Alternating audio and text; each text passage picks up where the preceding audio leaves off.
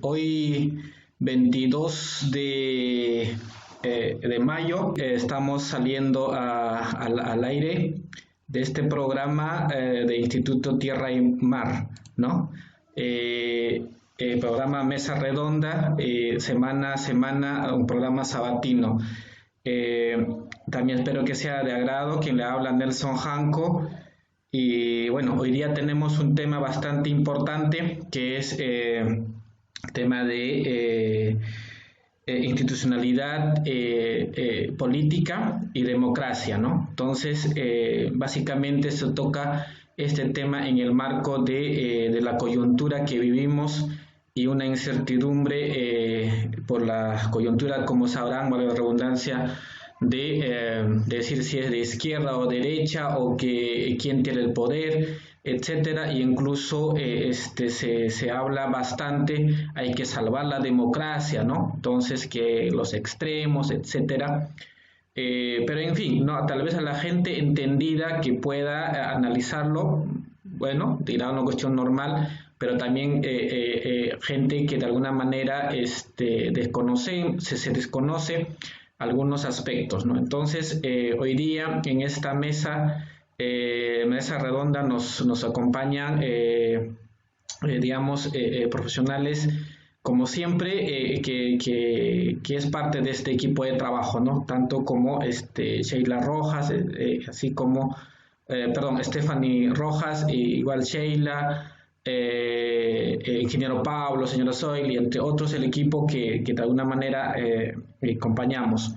Entonces, el tema que vamos a desarrollar hoy día va a estar bastante importante y espero que nos puedan seguir también. Entonces, sus comentarios, tal vez algunos acortes que puedan tener a través que estamos transmitiendo el Facebook Live, nos pueden dejar también para nosotros de alguna manera también absolver.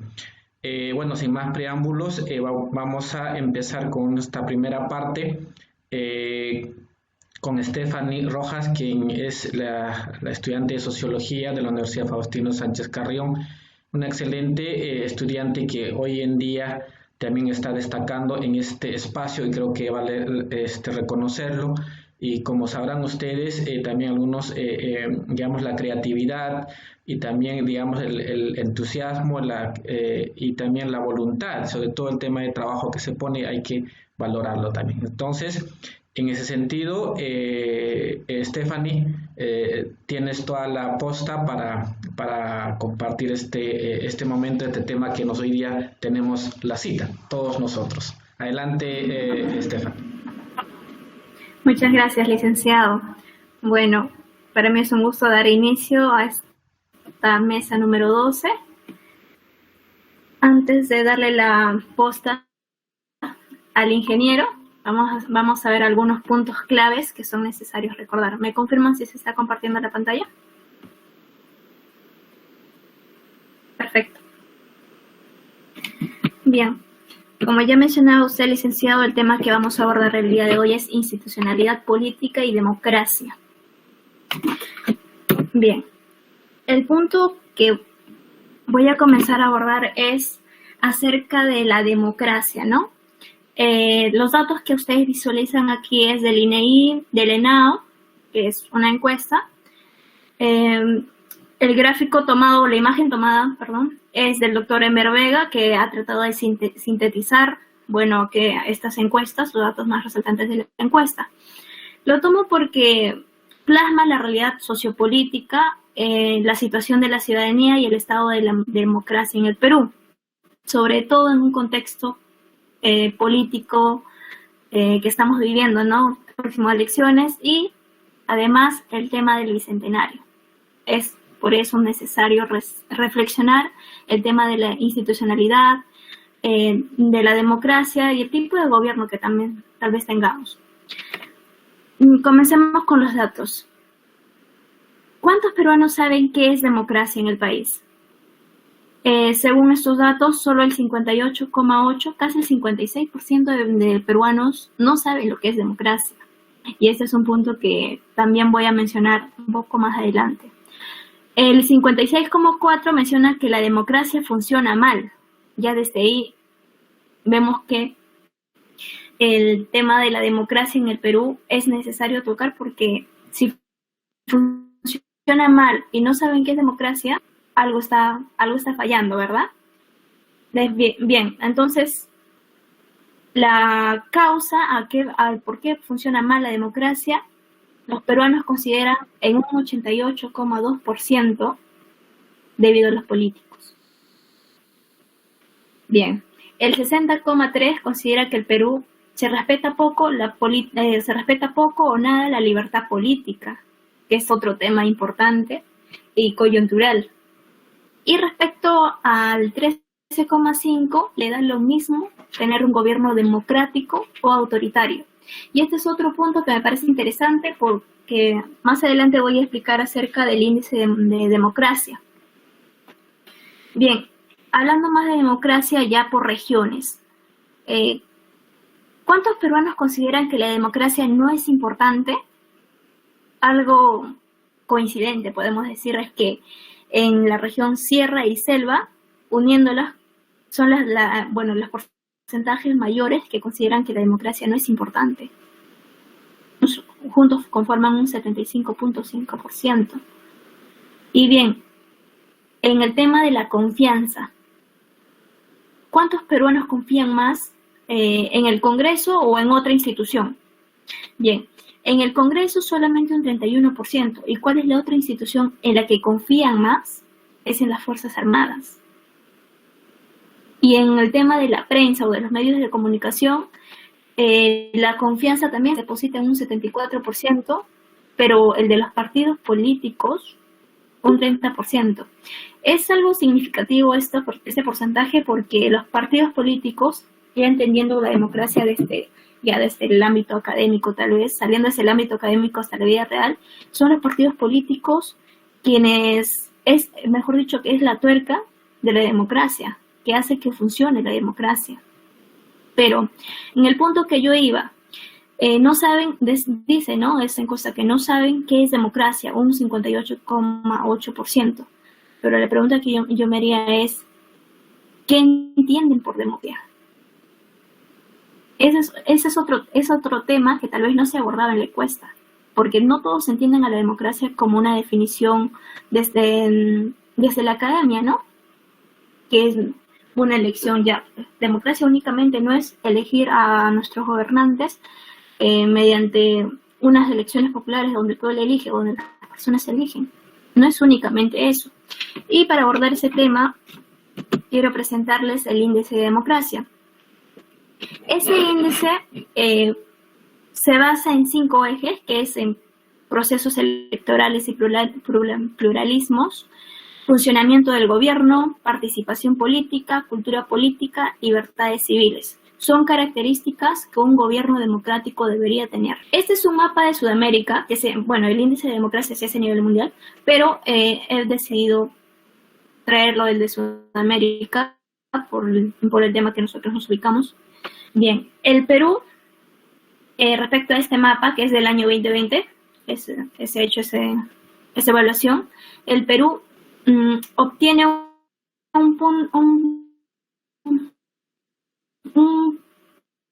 si vemos que el punto stop, por así decirlo, es un poco más de 100, estamos por la mitad, ¿no? Entonces, como estamos en un punto medio, pero de 1 al 10, en el tema de democracia, ¿cuánto estamos? Que es un poco más fácil tal vez entenderlo, un 6,5. Es por eso que vamos a explicarlo en los 5 ejes que les acabo de mencionar, cuánto es el puntaje que el Perú tiene en el tema de democracia. En procesos electorales y pluralismo, Perú tiene más puntaje, por así decirlo. Tiene un 8,75, como pueden visualizar. En funcionamiento del gobierno tiene un 5. En participación política tiene 5 de 10, ¿no? En cultura política tiene 5. Y en libertades civiles, 7. Basta solamente tener procesos electorales y pluralismo y libertades civiles para considerar a un país con un régimen democrático. Considero que no. Después de esta evaluación, el título de democracia que se le da al Perú es democracia defectuosa. Existe otro tipo de democracia, que son democracia plena, democracia imperfecta, régimen híbrido o también el régimen autoritario. ¿Pero a qué se llama democracia defectuosa? ¿Por qué el Perú ha sido calificado a nivel mundial con este tipo de democracia? Como ustedes pueden leer ahí, dice que es el camino o es la zona gris, ¿no? Donde puedes avanzar a una democracia liberal o retroceder al autoritarismo. Pues, de análisis es bastante peculiar porque, sobre todo si nos situamos en la coyuntura actual, ¿no? Que la democracia defectuosa, bueno, esta posición ha salido a flote por el análisis que se hace en la coyuntura actual. ¿Hacia dónde estamos yendo? Es como una zona gris, una zona intermedia, ¿no? ¿Podemos retroceder o podemos avanzar? Desde esa concepción. En el Perú, en el año 2000, y quiero citar esto porque actualmente tenemos democracia defectuosa, pero en el año 2000, ¿qué teníamos? Era autocracia. Y autocracia, bueno, una de las formas de autocracia es el autoritarismo. Y entonces vemos que en el Perú, si ya desde un autoritarismo pasamos a una democracia defectuosa, en realidad no hemos avanzado mucho. La democracia defectuosa es parte de una democracia enraizada, que es como que un tipo, ¿no? El por qué se llama democracia defectuosa y no autocracia, pues el único concepto que lo libra de es el proceso electoral y el pluralismo. Es el único. Si el Perú bajara el puntaje en proceso electoral, podríamos estar hablando de una autocracia nuevamente. Todos esos caracteres elegidos. El tema de corrupción prima, el tema de que el poder en una sola persona o hacer de que las leyes vayan a ti y a tus allegados, es lo que caracteriza ese tipo de democracia. Podemos dar un paso adelante, es cierto. Podemos retroceder también. Estamos en un punto medio. Es por eso que yo consideré necesario aperturar con estas dos diapositivas de análisis para poderle darle el pase al ingeniero ya con un tema o con una idea de reflexión, ¿no? Para poder valorar los demás datos. Bien, no quiero abordar un poco más. Le doy el pase al ingeniero Pablo, que también estoy segura que nos va a dar datos muy importantes y sobre todo para reflexionar. Hola, ¿qué tal, amigo Sheila, Stephanie? ¿Cómo está Janko, amigo del Instituto Tierra y Mar? Que tengan muy buenas noches. Como todos los sábados, al plan de 7 de la noche, estamos con mesa redonda para tocar temas que son de actualidad. Pero tocamos los temas es en un aspecto de la reflexión, compartir información para que tú o usted escuche y reflexione y tome sus propios conceptos, sus propias decisiones, ¿cierto? Y en base a eso queríamos, realmente lo que ha dicho Stephanie ahora ha sido fabulosamente interesante, porque nos está pintando la realidad del país en blanco y negro, ¿no? Contra lo que mucho se habla por la televisión en estos días, o la propaganda sobre la democracia, la paz y esas cosas, estamos viendo que por lo menos el 75% dice que la democracia aquí no funciona bien, ¿no? Lo que yo quería tocar ahora era ubicar el tema de la institucionalidad y la democracia, porque creo que es importante esta situación. Han hablado sobre democracia defectuosa, democracia plena, ¿no? Pero hay que verlo, creo, en la democracia también como un proceso. Y déjenme iniciar esto con un evento que se dio en 1916, que es la reunión anual del Foro Económico Mundial en Davos. El 2016 hubo la presentación, el tema era la mejora de la comunicación humana, y se presentó el programa de 4.0, ¿no? El tema de la revolución industrial. Proyecto Industrial 4.0 se llamaba así, y que tiene un origen desde el 2010. Es un proyecto que lo que se plantea es la computarización de la manufactura. Utilizar en esta 4.0 se llama por la revolución industrial, ¿no? La primera fue con la aplicación del vapor, la segunda con la electricidad, la tercera con las computadoras y la cuarta es con la implementación de la tecnología en términos de la manufactura, donde se combina la biotecnología con tremendo desarrollo que habla de la informática, ¿no? Entonces, este proyecto industrial que se trabajó de 2010, el 2013 hubo una reunión y lo he presentado en el documento acá, los grupos de trabajo, y los he presentado porque es importantísimo que no solamente se señale el tema de la fábrica inteligente, que es el tema de las redes inteligentes, el nivel que ha desarrollado los sistemas digitales en la actualidad, y cómo se integran y hasta tienen cierta independencia para, entre comillas, pensar por sí mismos, y cómo se trata un grupo de trabajo, el entorno real. Y cuando hablan del entorno real, no es la figurita que nos plantean, sino la visión que tienen digital de la realidad más la información que ellos manejan, ¿no? Es tremendamente real.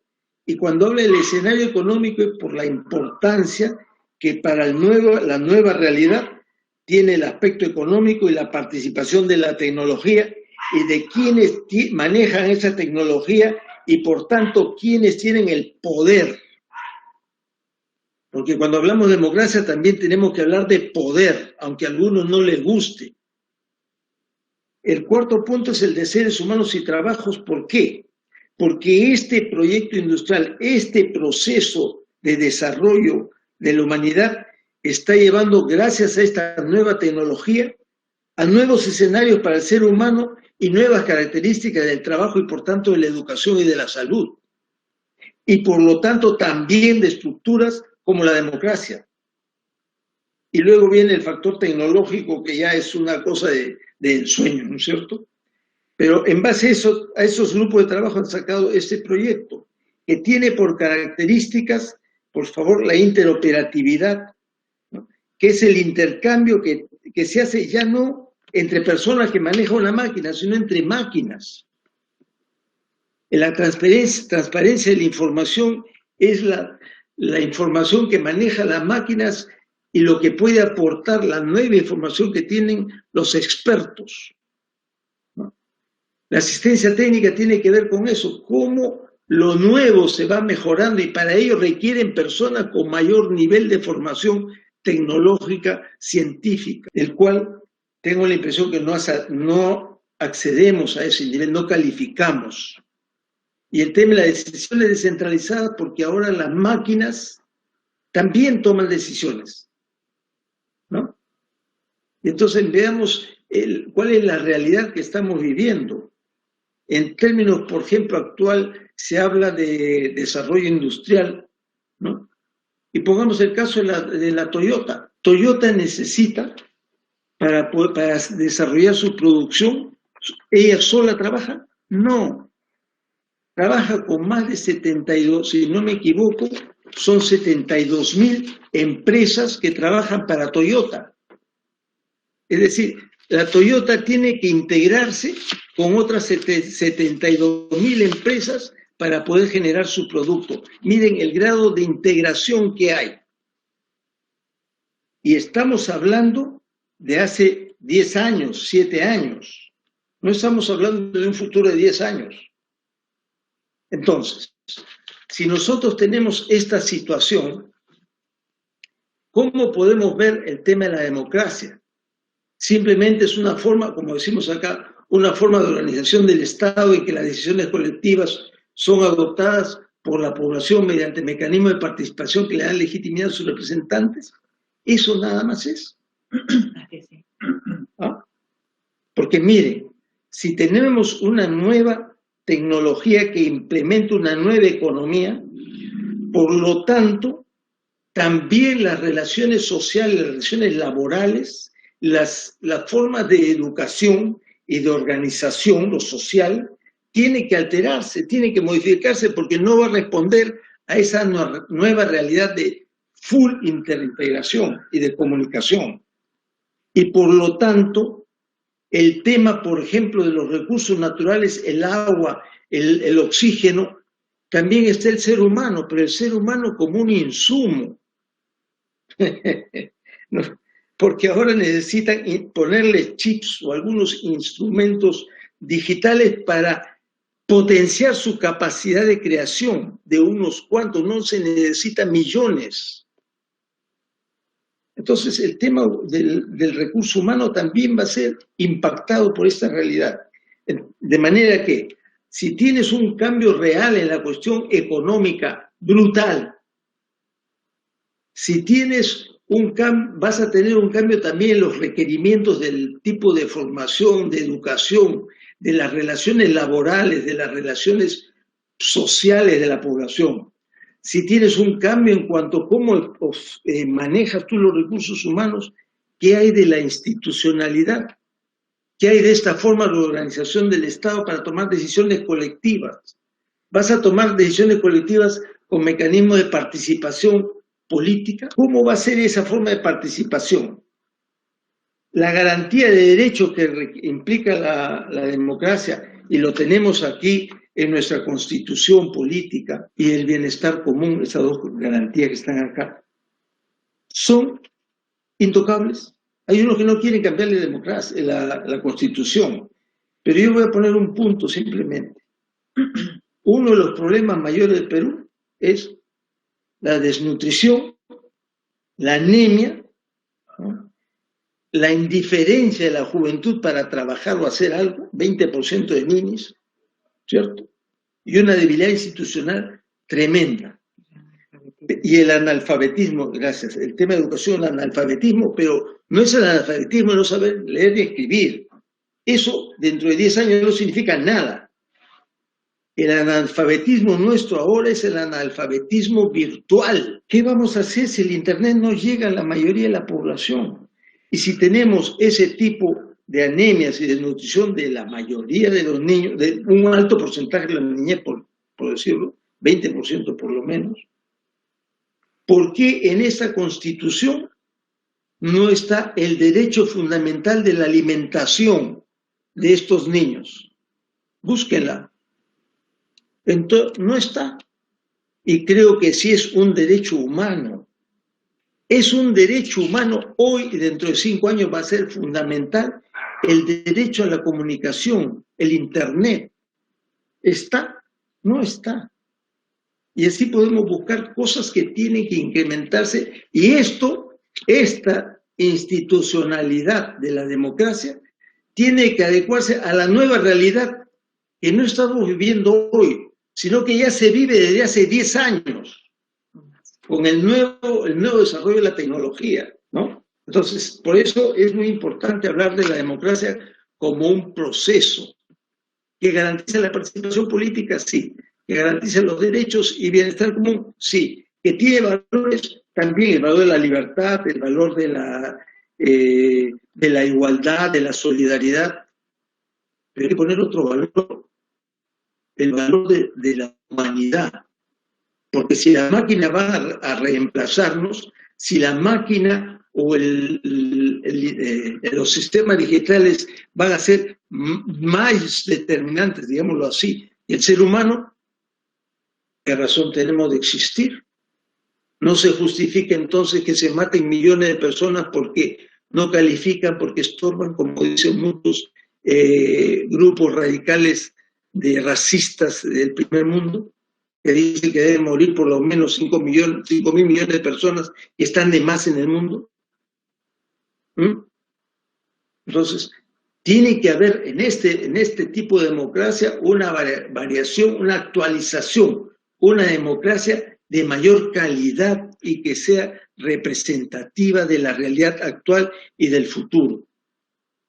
Entonces, en esa democracia que se va a fortalecer en tanto el proceso de institucionalización, de que se acepten los conceptos, los criterios, los valores y las formas de participación, se justifiquen, se autenticen, se garanticen per se. Y un elemento importante que con mucha mala intención se ha trabajado desde la década del 70, acá en 1970, el rechazo a la política y a los partidos. ¿Quiénes tienen la culpa de la crisis económica? Los partidos. ¿Quiénes tienen la culpa de todos estos problemas? La política. Perversos. Porque el partido, la organización partidaria, es un proceso casualmente, como lo dijo acá, de institucionalización de valores, de principios objetivos de uno o varios grupos que tienen intereses similares. Pero los intereses de una democracia son los intereses de la mayoría y los partidos democráticos deben representar los intereses de esta mayoría, ¿no? Entonces, es fundamental, para el otro, la existencia y el fortalecimiento de las organizaciones partidarias. Pero ese partido, igual que la democracia, no es algo eterno, una cosa fosilizada, es un proceso. Esa institucionalización partidaria, ese ganar el derecho a existir y a tener poder para orientar el desarrollo de la sociedad, ¿no? Es un proceso que tiene que ver con la calidad de la organización de esa institución, la capacidad de propuesta, de representar las demandas y las alternativas de la sociedad, no de un grupito de personas, ¿cierto? Entonces, por eso, cuando hemos tocado el tema de democracia e institucionalización, es por esa preocupación que es nuestra y creo de la gran mayoría de las personas. Estamos frente a una elección donde hay dos grupos que no parecen partidos y no sé cómo pueden fortalecer la democracia, una institucionalidad que es débil, que está representada en un caso por una persona que hace y deshace desde hace 30 años de lo que dice que es su organización y que dice que no quiere pelear pero desafía que se presente y que no se le corra. Es una cosa bien rara, es un partido que no garantiza institucionalidad, no garantiza la real democracia. No la democracia que ha hecho muy bien Stephanie, que aquella que el 75% de los peruanos dice que funciona mal y que prefiere a las Fuerzas Armadas o a otras cosas, pero no a los políticos, cuando los políticos son los más importantes, los partidos políticos para garantizar esta democracia y más aún con el desafío que tenemos de una nueva democracia adecuada a ese desarrollo tecnológico, a ese avance del mundo y de la sociedad a nivel mundial. O quedaremos fuera como seres humanos, porque no somos de la ola alta de los países desarrollados, somos los desechables, ¿no? Porque si me hablan, para concluir, me dicen, no, si el Perú produce metales, oiga, con el grafeno, es un producto muy sencillo, se hacen miles de cosas más que una serie, que el cobre, por ejemplo, queda en nada, 100 veces más efectivo en conductividad eléctrica que el cobre, y no cuesta nada. Entonces no podemos seguir pensando que los metales van a salir del Perú, ni que vamos a hacer la modificación de la industrialización del país. Tenemos que utilizar más nuestro cerebro, más lo que nosotros tenemos, el potencial humano, la capacidad de creación de los humanos, y eso requiere un espacio de libertad, de equidad, de tolerancia. Pero cuando alguien me dice, este dirigente lo mato, hay que matarlo, hay que prender la luz roja. Ese señor no puede decir que es demócrata, mucho menos cristiano, desde mi punto de vista. Y aquellos que se juntan con ese tipo de personas son de riesgo para la democracia y para la institucionalidad. Por eso creo que, concluyo, que el proceso de democracia en el país se va a garantizar cuando se fortalezcan las instituciones como los partidos políticos, pero auténticos, no un club de amigos para defender sus intereses en mis universidades o en mis empresas de exportación, ¿cierto? Sino los intereses del conjunto de la población. Cuando se valore este recurso importante de Perú, que es el recurso humano, y se respeten realmente los derechos humanos de estas personas, incluyendo la alimentación y nuestra participación a nivel mundial para defender la humanidad, y que no seamos manejados por máquinas y por unos cuantos que tienen el manejo de esta tecnología. Es un punto de reflexión y vamos a ver qué nos dice Janko, que tiene, bueno, una visión muchísimo más integral que la mía, de seguro, o similar, ¿no? Bien, bueno. Gracias, ingeniero.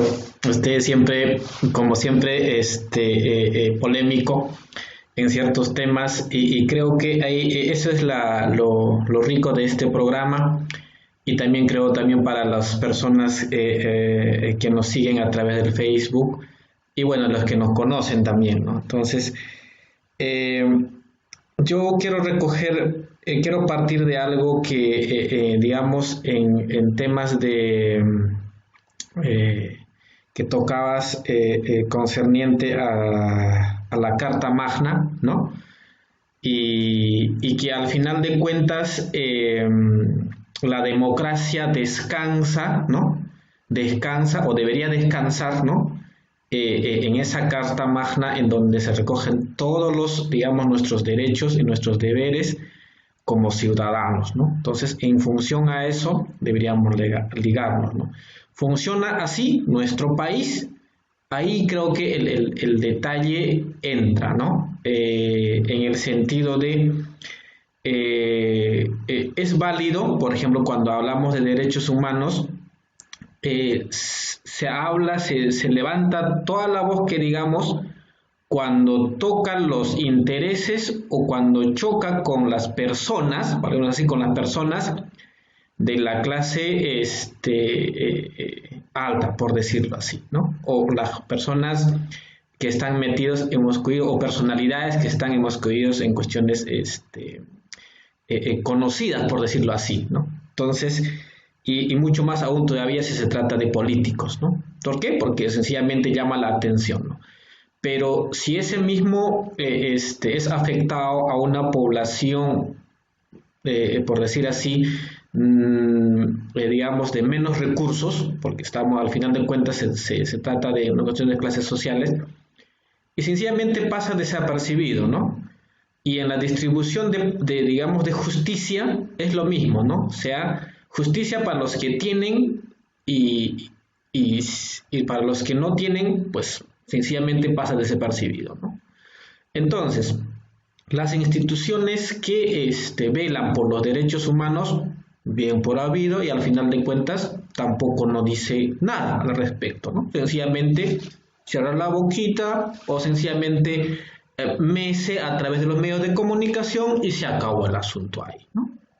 Entonces, y es por eso yo creo que incluso es bastante positivo, creo, las cifras que nos mostró Stephanie en relación que tanto la población, en este caso 58%, ¿no? que de alguna manera no sabe qué es democracia, ¿no?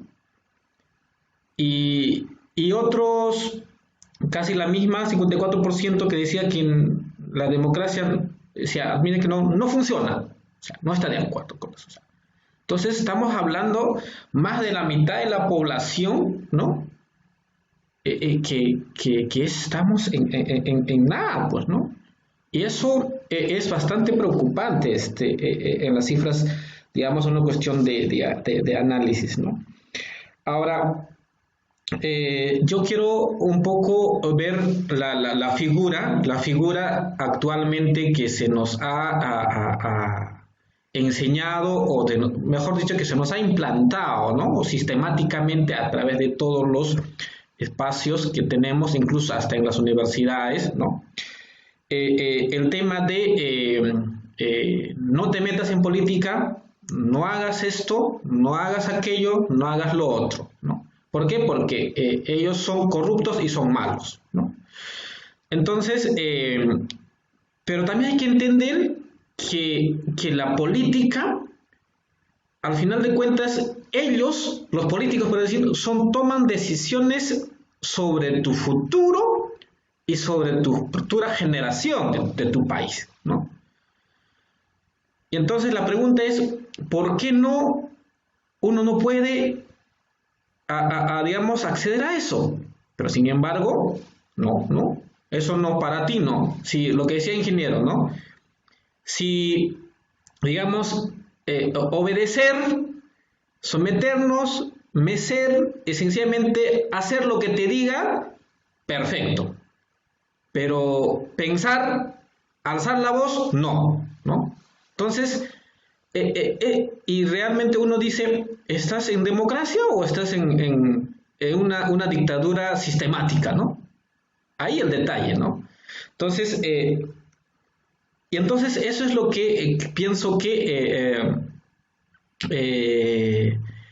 en la sociedad en su conjunto deberíamos de entender, ¿no? Ahora, otra cosa, siempre yo lo digo, la política sencillamente es toma de decisiones. Es toma de decisiones. Entonces, si una persona para bien o para mal en su vida cotidiana, porque la vida es una toma de decisiones, para bien o para mal, ¿no? Entonces, tácitamente estás haciendo política en tu vida, ¿no? Pues, pero una cosa es el tema política de vida, porque la adopción de decisiones, pero otra cosa muy distinta, el tema de política partidaria, ¿no? También hay que diferenciarlo, los tipos de política que se hacen. Y hay algo que actualmente a mí personalmente me preocupa, y ahí también ingeniero Pablo decía, ¿no? Digamos, el dueño de un partido. ¿Eso existe? En la práctica debería existir. ¿Quiénes practican? ¿No? Entonces, se supone que, como decía Stephanie en su sustentación, ¿no? La democracia, digamos, las instituciones que deberían velar, que hacen el eje, el que debería fortalecer, trabajarla, son los medios que de alguna manera velan por todo el interés para el desarrollo de la democracia, son los partidos políticos, o deberían ser los partidos políticos, ¿no? ¿No? Porque eso es lo que deberían ser en cada distrito, en cada provincia, ciudad, los locales partidarios, pienso que deberían funcionar durante todo el año. ¿Por qué sencillamente se aperturan por cuestión electoral? ¿No? Porque ahí deberían formarse la gente por su bienestar, analizar las problemáticas de su entorno, de su ciudadanía, del tema de educación. Entonces, un espacio de recolección digamos, de información, aparte de construir unas escuelas políticas. O sea, eso debería ser su verdadera función, también de escuelas de hacer democracia. ¿Pero lo hacen? No, ¿no? Entonces, eso creo que es bastante importante. Ahora, y para mí creo que eso es un cliché bastante delicado hoy en día la prensa que maneja, ¿no? Dice, ¿no? Por ejemplo, dices Acuña, ¿no? Su partido, ¿no? Partido de la... Y dices Cerrón, y dicen, ¿no? Que es el dueño de ese partido. O sea, entonces, ¿qué nos están vendiendo, ¿no?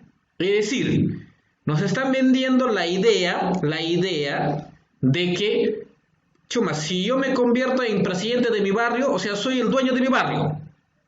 ¿Funciona así? ¿No?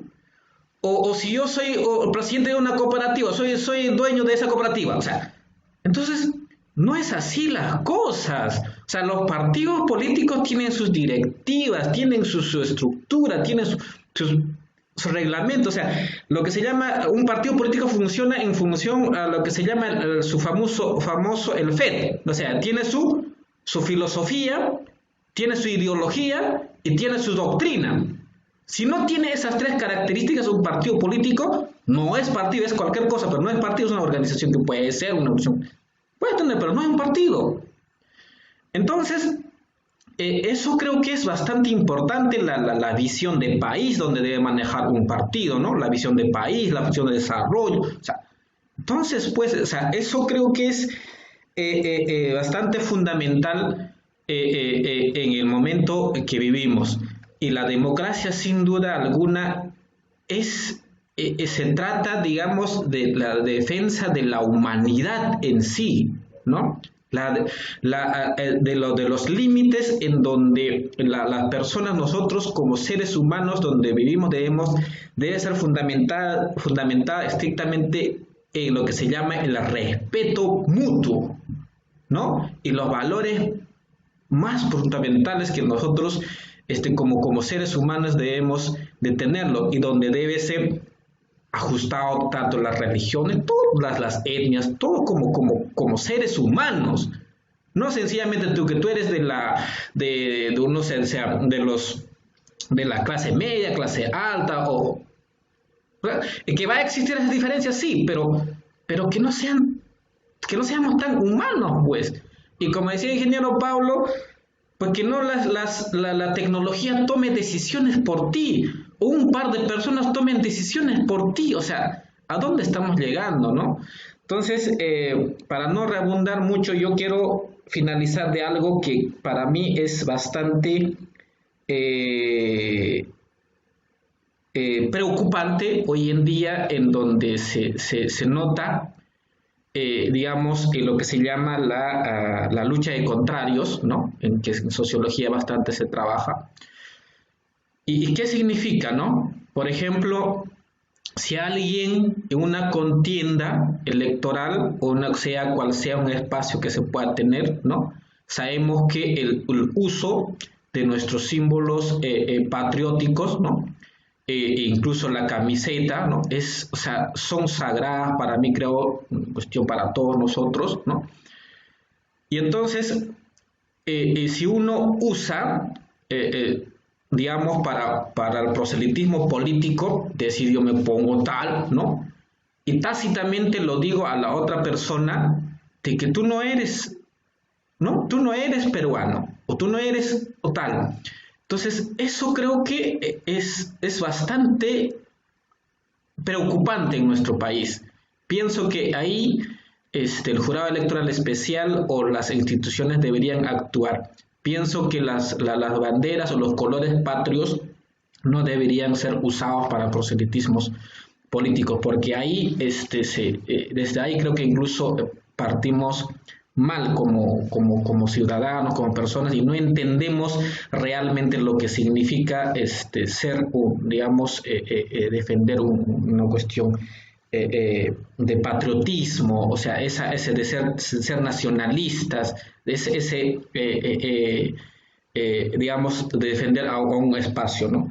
Y finalmente termino sencillamente con el tema del valor de la palabra, ¿no? Cosa que digamos, nuestros abuelos, el ingeniero Pablo, el señor Zoilo, no me dejarán mentir, lo que uno decía era sagrado, se hacía y se cumplía, y debería ser así, ¿no? Debería ser así. Hoy en día, no, dicen las palabritas, no me sirven, se lo lleva el viento. Entonces, ¿dónde están los valores entonces? Entonces, ahí es el límite donde uno tiene que ponerlo bien claro, creo yo, ¿no? Bueno, para no redundar mucho más, eso es, bueno, mi participación. Tal vez, señora Zoilik, algo más para ya terminar el... Gracias. Gracias, Janko. Muy interesante la participación tuya, la misma que de Pablo y Stephanie, de Stephanie, sí, está bien. Cada uno en su aporte específico, ¿no? Muy bueno. Lo que yo quiero agregar acá es que no debemos de olvidar lo de atrás. Aunque muchos dicen, cambio de acá para adelante, pero lo de atrás, ¿por qué estamos ahora? O sea, nos evitan, nos quieren poner como que nací hoy y ya pues no tengo pasado, solamente estuve en la barriga de mi mamá, no me acuerdo de nada, ¿no? No es eso. Hay que saber que estamos así porque hubo toda una cultura del miedo. Y eso sí yo recuerdo. En la época que estuvo Sendero Luminoso, pues nadie podía decir de izquierda, porque la gente que se decía que era de izquierda era terrorista. Nadie podía decir que había leído un libro, por ejemplo, nadie hablaba del materialismo dialéctico, porque si tú decías, he leído el materialismo comunista, y cuando te tildaban de comunista, pues ibas a la cárcel. Entonces hubo esa cultura del miedo que todos pensaban, pero ya no comenzaron a manifestar su pensamiento, y comenzaron a guardárselo y a no decir nada. Y comenzó entonces otra cosa más, así de manera descarada, la manipulación. Entonces, con la manipulación de decir siempre su mensaje ellos, de que ellos son los salvadores, ellos son los buenos, entonces el que piensa, el que dice ya que soy de un partido de izquierda era malo, entonces salvo alguna gente de izquierda que sí, tibiamente comenzó a hablar, y muchos que fueron de izquierda, tibiamente se fueron para otro lado, ¿no? O comenzaron a hablar el doble lenguaje, el querer decirte que estás con uno, pero realmente estás con otro. Como escuchaba en la mañana una llamada telefónica a una radio, y un señor decía, yo sé que la prensa nos está muy parcializada ahora. Entonces el locutor le decía, no, ¿cómo? ¿Por qué usted dice eso? Si nosotros acá hablamos, mandamos la información de los dos partidos, tanto de uno como del otro. Entonces él le dijo, sí, pues, eso es cierto, le dice, pero ustedes con sus gestos, con su voz, nos están diciendo hacia dónde están orientados. Eso no nos felizmente que no nos han roto esa intuición, ese instinto, esa manera del lenguaje que nosotros lo tenemos genéticamente, que nos damos cuenta del lenguaje corporal, ¿no? Que eso no se puede ocultar. Entonces, esa es una manera, también pienso yo, que para concluir, no debemos de olvidar la historia y cómo en el proceso de todos estos años se fue manejando ciertos elementos que nos ha traído ahora. El tener miedo.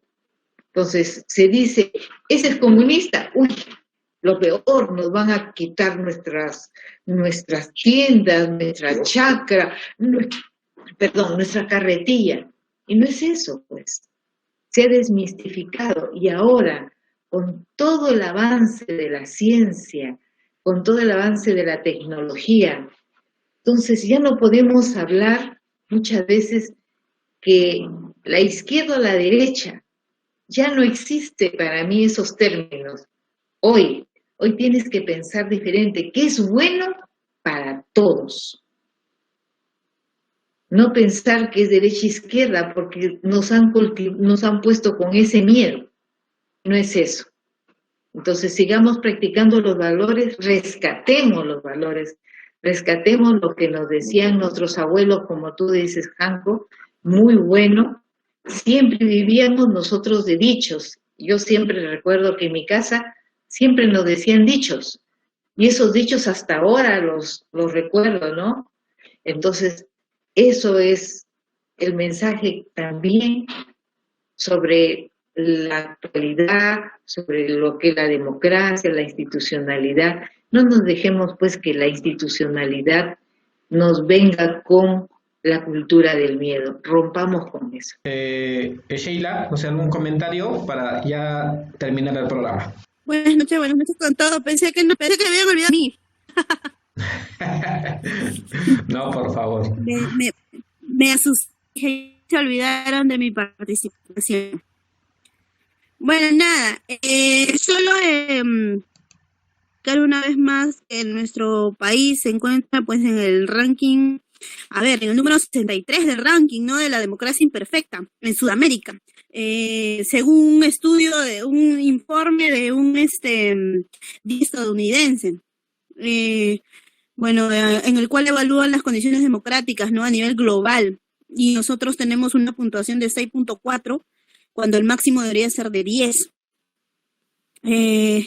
Entonces, ¿de qué estamos hablando, no? Somos un país con el índice de anemia bastante alto, como ya lo dijo el ingeniero Pablo, ¿no? Y el mayor índice de anemia, de pobreza, lo tenemos en la sierra de nuestro país.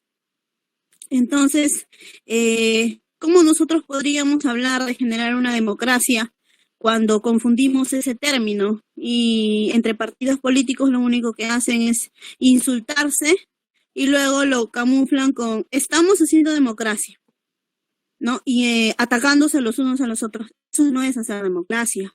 Recordemos que nuestro Perú tiene problemas no solo de anemia, también de desnutrición, pobreza, educación, salud.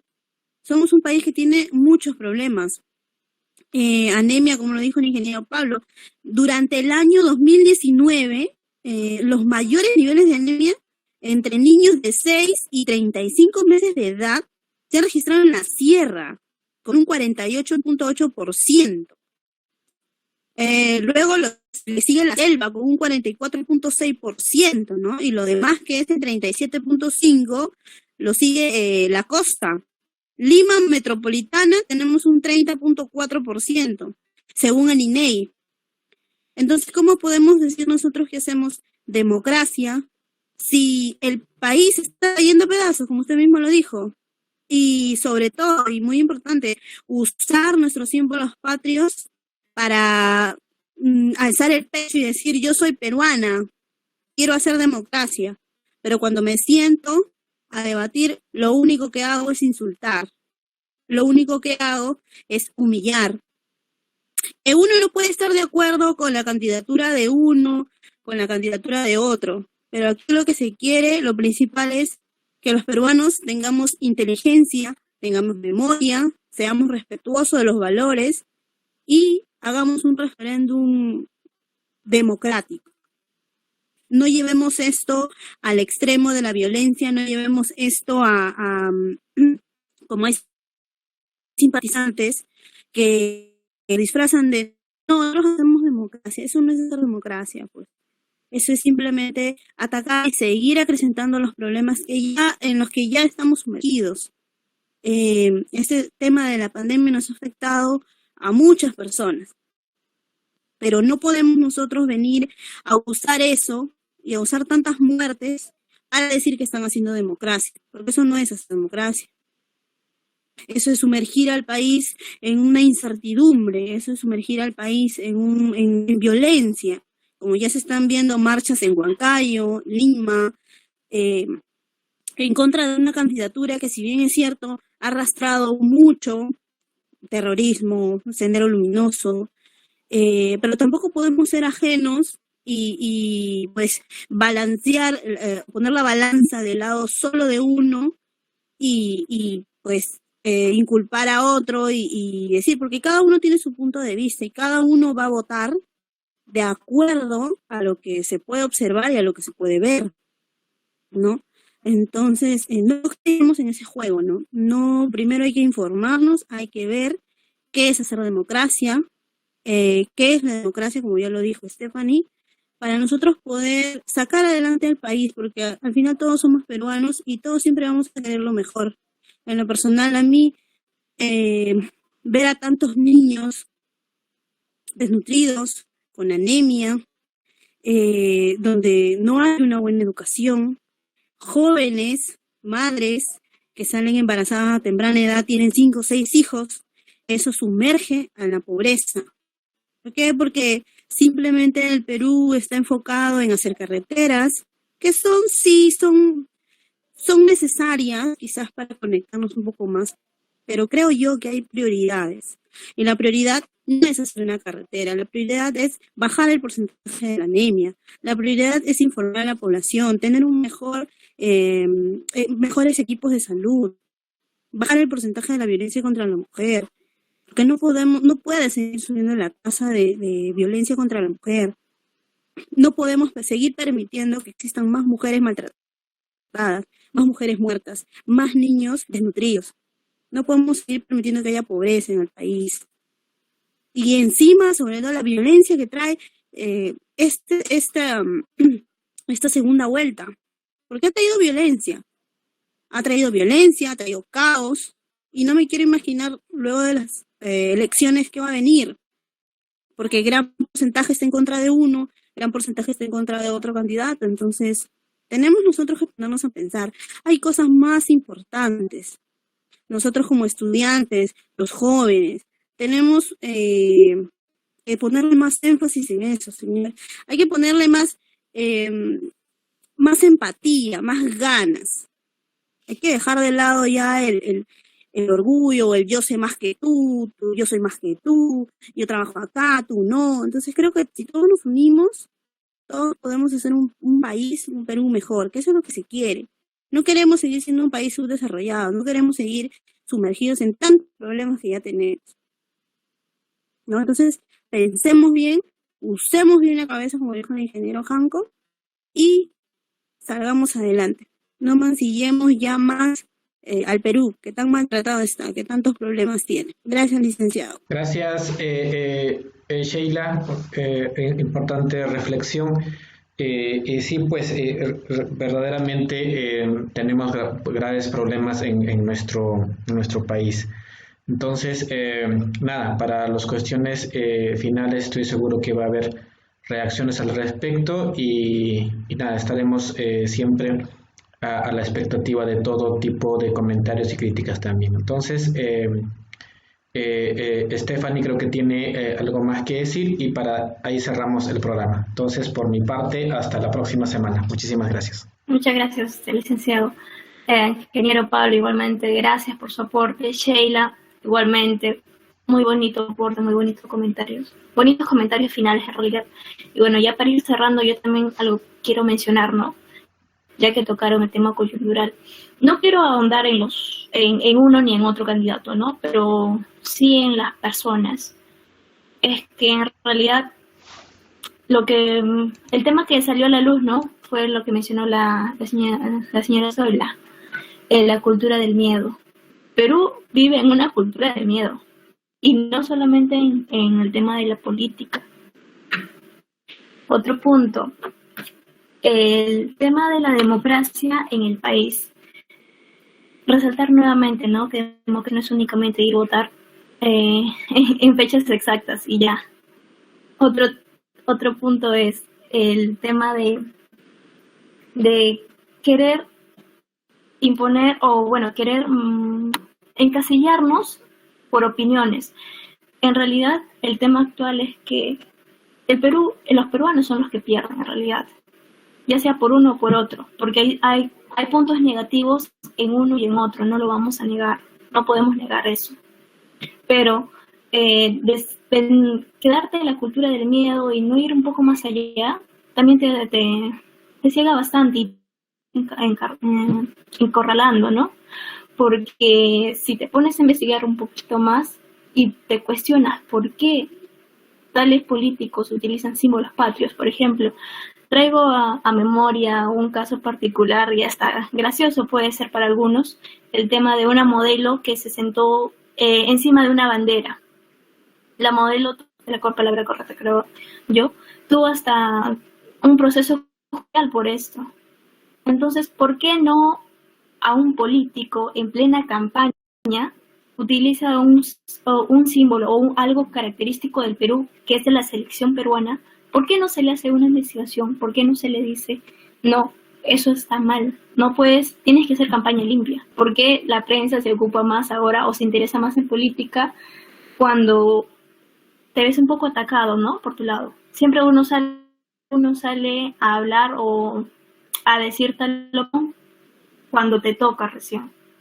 Mientras no te toque, estás un poco indiferente. Es eso lo que mencionaba. Otro punto que quiero mencionar ahora que Sheila me hizo recordar, los jóvenes. Si bien es cierto, yo sí considero que los políticos han alejado a las personas de la política. Son ellos los que mismos han alejado a las personas de la política. ¿Por qué la persona no está metida en política? ¿O por qué las personas te dicen, a mí no me interesa la política? Es porque los mismos políticos te han alejado de ella. Esa cultura de miedo, aparecer solo en el o hacer ese tipo de campañas de darte un 100 soles en una caja de fósforo, eso no es política. Y cualquiera se siente asqueado. Y ese asqueamiento llega hasta los niños. Actualmente llega hasta los niños. Pregúntele a un niño de 12 años, no, política no, pero es que la política que se vive en el Perú no es, y esa es la cara que se tiene que cambiar. Para cambiar esa política te tienes que involucrar y no necesariamente tienes que postular. Te puedes involucrar de diferentes maneras. Ahí está la participación ciudadana. Por ejemplo, quiero comentarles un caso que yo vengo realizando, ¿no? Es el tema, bueno, yo he sido varias veces observadora electoral. Y este caso lo traigo a flote porque la primera vez que yo fui observadora electoral fue en el 2018, cuando se estaba reactivando aquí el tema de la observación. Me topé con la coincidencia de que antes las elecciones eran observadas por personas adultas. Y en el 2018, cuando yo ingresé y me tuve que hacer cargo de esta jurisdicción, las personas que llegaron cuando yo hice la convocatoria fueron personas que ya habían tenido experiencia, pero personas que tenían de 40, 50 hacia adelante. Y cuando yo veía las fotos así, esas personas eran las que estaban de vigilantes, de observadores electorales. Y a mí ellos me dijeron, ¿no? Nos parece algo novedoso de que los jóvenes ahora estén liderantes. Y en realidad también me sentí un poco intimidada por el tema de que yo estar parada ahí al frente y estar capacitando a personas adultas, personas que ya habían participado en estas observaciones. Y pues bueno, yo quiero resaltar con este punto el tema de que se dice, ¿no? De que a los jóvenes se les acumula el tema de que tú vas a ser el futuro del país o de ti depende el país, y a los adultos como que se les pone a un costado. Y eso para mí es una idea muy mala, porque los adultos tienen la experiencia que jóvenes tal vez no llegan hasta tal punto, pero pueden apoyarse en ellos, porque el país únicamente no se construye por jóvenes, porque hay jóvenes, y conozco jóvenes que desde la universidad ya están haciendo corrupción. Entonces tienes que actuar acorde a lo que hablas. Conozco que ya están cometiendo actos de corrupción. Yo como estudiante universitaria, he vivido en las elecciones universitarias, he participado y he postulado. Y he visto cómo lo que se refleja en la universidad, en un ambiente pequeño, se refleja en el Perú. Entonces no puedes asquearte por la política nacional cuando tú en un espacio pequeño, en un salón, en una universidad, estás haciendo lo mismo. Date cuenta que es lo mismo. No critiques a un país, a un país tan lastimado, como decía Sheila, cuando tú eres parte del problema. Tú eres corrupto desde joven, a tus 20 años, a tus 19 años, ya estás siendo corrupto cuando quieras postular o cuando quieras tener un cargo público a tus 40 años o a tus 35 años. ¿Los jóvenes en realidad son el futuro del país? Creo que no. Y ahí traigo otra experiencia más. Quiero resaltar una bonita participación de los pescadores de aquí, de nuestra provincia, especialmente de Huacho, de Vegeta y Carquín. Una experiencia, hacíamos un taller y en realidad ellos dijeron algo bastante que hasta ahora se me quedó muy grabado. Y ellos dijeron que a pesar de nuestra edad son personas de 70 años, de 65 años, un poco más y un poco menos también, que decían, a pesar de nuestra edad, nosotros seguimos pensando en futuro. Y ahí me quedó claro de que los jóvenes no únicamente los que están encargados de construir ese país o de reconstruirlo, porque ellos decían, nosotros seguimos pensando en futuro, no por nosotros, sino por los que vienen. Y eso es algo que dejó una gran lección y una gran reflexión. Entonces, eso es lo que yo quería decir, que únicamente a este país no lo va a salvar únicamente los jóvenes. Y involucrarte en política no es únicamente postular. Puedes involucrarte de muchas formas. Ahí está la participación ciudadana. Ahí está el ejemplo que yo les mencionaba. Participar, decir, los distritos, desde tu distrito pequeño, ellos tienen una junta y pueden participar en el presupuesto participativo. Ahí está, puedes presentar un proyecto, informar y presentar un proyecto en beneficio a tu comunidad. No es una obra, pero tal vez puede ser un beneficio social, tal vez crear una organización que luche contra la violencia de la mujer en mi distrito, en mi zona, o que vea el tema de la anemia en los niños, el tema de la desnutrición, el trabajo infantil tal vez, o no sé, la delincuencia juvenil. Entonces, sí se puede aportar de diferentes maneras. Si no te gusta, tal vez no quieres postular, está bien, pero sí puedes involucrarte de diferentes maneras. Hay diferentes formas de hacer política. Y la política peruana va a mejorar con esas diferentes maneras. No te centres en que si yo opino de tal forma, me voy al lado izquierdo, me voy al lado derecho. No, existen más colores. Existen más colores. Y la libertad política es lo que debe primar. Tu libertad de opinión y el respeto a debe primar. Que no te manchen. Siempre, si tienes buenas intenciones y haces buenas cosas y beneficias a los demás, pues bienvenido sea, no importa de qué lado seas. Ya seas de izquierda, de derecha, de centro, de un poco más al costado, o esa sin horizonte, ¿no? El bienestar, a fin de cuentas, nos abraza a todos. Y eso es bueno. Con eso quería cerrar, sin antes mencionar que los esperamos la siguiente mesa, la mesa número 13. Ya estamos avanzando poco a poco. Son mesas cada vez con temas más interesantes. Y la finalidad de la mesa redonda impulsada por el Instituto Tierra y Mar es que cada uno, al escuchar, analice y tenga su propia opinión. Porque entre las diferentes opiniones o entre las diferentes opiniones también, o diferentes colores, también puede haber consensos. Y eso se trata, somos seres humanos, no tenemos por qué discriminarnos, no tenemos por qué excluirnos por pensamientos, por ideas. Se trata de construir algo mejor para todos, ¿no? Y cada uno puede aportar con algo, en algo que es bueno. Bueno, la esperamos el siguiente sábado. Muchas gracias a todos los que nos vieron. Muchas gracias, ingeniero, señora Zoila, Sheila y licenciado Janko. Hasta luego.